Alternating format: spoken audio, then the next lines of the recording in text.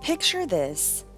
You're house hunting with your partner, looking for your dream home. But the perfect neighborhood turns out to be a maze with no way out. You're trapped in a place that feels designed to keep you here forever, where every morning the same sun rises over the same rows of empty identical houses. Welcome to Vivarium, a film where horror isn't lurking in the shadows, it's hiding in plain sight. Vivarium opens innocently enough. Tom and Gemma, a young couple with dreams of settling down, visit a housing development called Yonder. But this isn't an ordinary suburb. After their real estate agent disappears, they find themselves caught in a prison that looks just like the perfect neighborhood. No matter where they go, every road brings them back to the same house. Day after day, they are swallowed up by a landscape designed to trap them. This film might seem like a simple story about a couple getting trapped in a suburb, but beneath the surface, Vivarium is a deeply disturbing exploration of modern life, where the walls of normalcy close in like a cage. Tom and Gemma aren't just stuck, they are being watched, monitored, and studied by something lurking beneath the facade of this perfect neighborhood. And every moment they spend here brings them closer to losing themselves.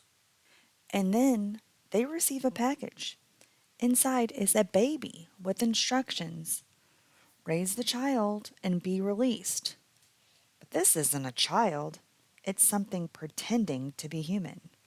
It grows alarmingly fast, developing an unnatural, eerie intelligence and watching them with eyes that seem empty, or maybe just hollow. It parrots their voices, mimicking but never understanding.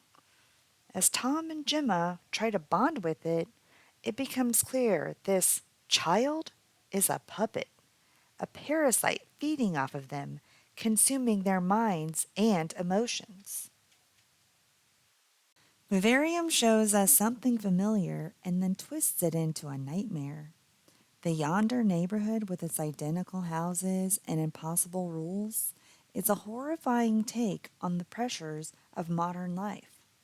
Here, the endless rows of houses are symbols of confinement, the repetition a message that life's expectations, the house, the family, the routine, are really a trap.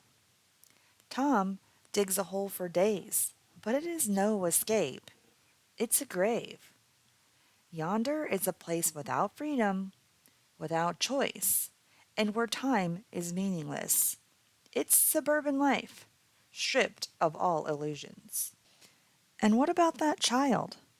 Vivarium doesn't just show how parenthood is exhausting, it's monstrous. Tom and Gemma didn't choose this child, it was forced upon them. The boy demands constant attention, imitating but never connecting, an intruder in their lives. Parenthood becomes a horror story of losing control, of raising something foreign, something that drains every bit of energy and hope.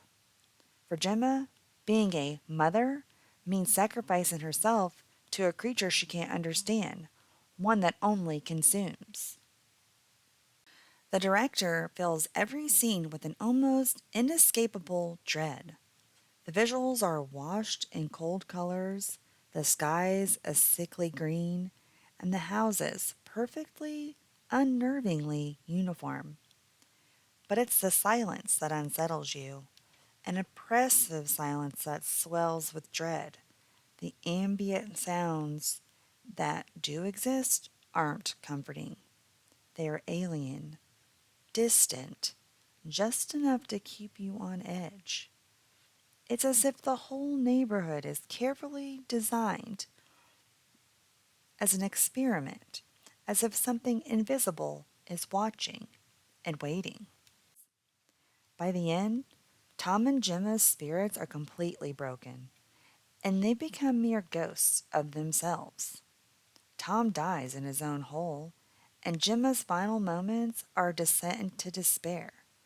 As she's dying, the child, the parasite, packs her bags away and replaces her with a new couple. He's now the real estate agent, leading fresh victims into the trap. It's a haunting cycle, showing us that horror never ends. Vivarium becomes a metaphor for generations trapped in endless routines, their lives consumed by forces they cannot control. Vivarium doesn't just frighten us, it makes us feel haunted. This film holds a mirror to our deepest fears about modern life, the fear of being stuck, of being watched, of having no control.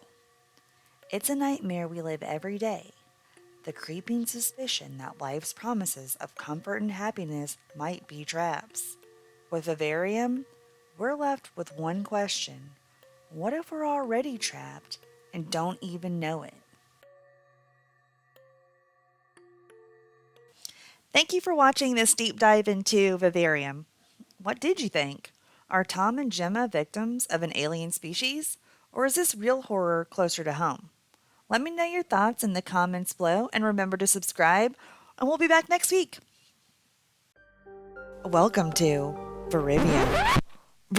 Virivium? But